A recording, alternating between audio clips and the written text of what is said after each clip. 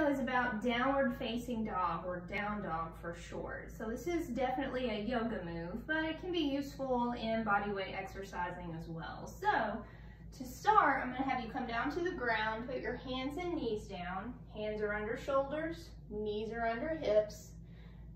And I want you to tuck your toes underneath the feet. Shift your tail back to your heels first, and then start to straighten the legs. So your head's going to be right between the biceps, and you want your back to be flat. Fingers face forward, and there should be some tension in your low belly. So don't just hang here, make just a little bit of tension in the core, and then you can let the head hang to stretch out the spine.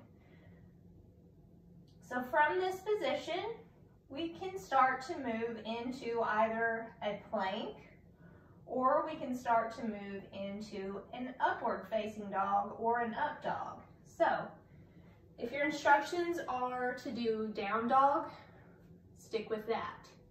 I'm just going to show you some transitions that can be made from this position. So again, we're going to shift our tail back and up in the air, and grip the floor with your fingertips, squeeze your belly, and you can shift forward into a plank position.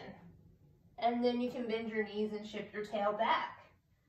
Coming forward into plank, you can also put the knees down and shift back into downward facing dog.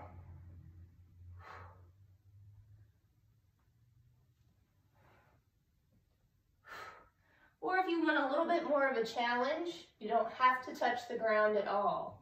So keep those toes tucked, hips are up, shift forward into plank, bend the knees, bring the tail back up, plank, hit your down dog, and your plank.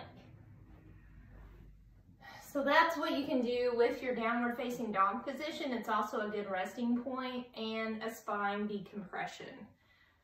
Do that for the specified amount of time and then move on to your next exercise.